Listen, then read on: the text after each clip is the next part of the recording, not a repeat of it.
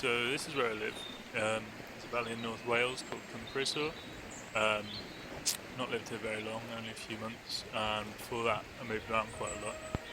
I had a few different rented rooms and a camper van, and then a caravan in a farmyard. So spending a bit more time in one place here, where we're able to make it our own a bit more, has been a really interesting experience for me. And I'm trying to think about how I built up a sense of what this place is.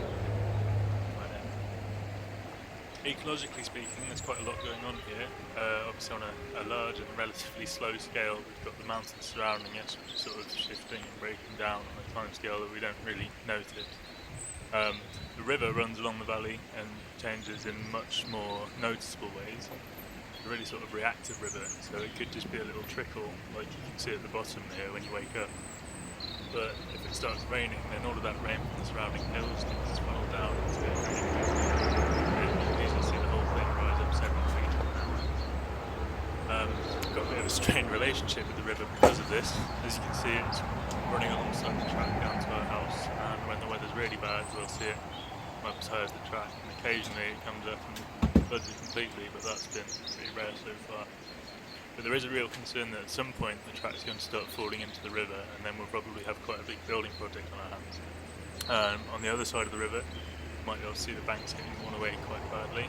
Some pretty big chunks have come away recently, and eventually that's going to start causing problems with the road. In terms of the wildlife around here, you'll see lots of birds of prey hovering around above the fields. You can hear a whole range of different bird calls from our garden footage.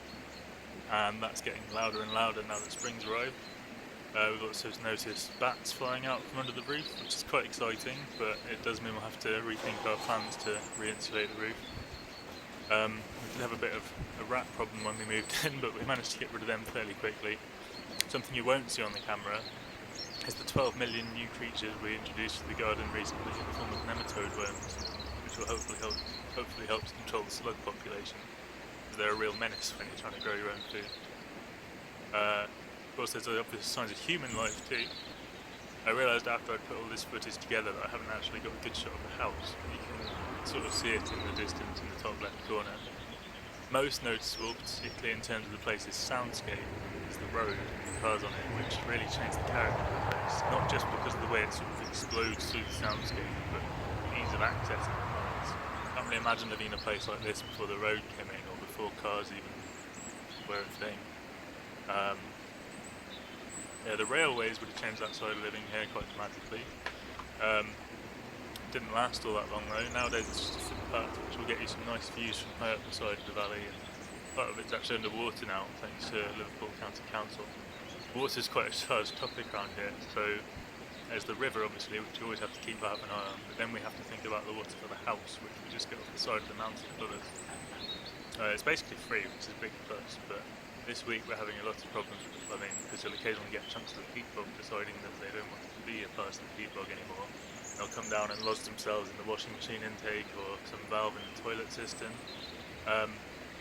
This kind of grates a little when we're just over the hill from the site of the Cwmfrysor reservoir, which, similar to Thirlmere in the Lake District, is the site where they flooded a valley with a village in it to create a reservoir which supplies water to Merseyside and Liverpool.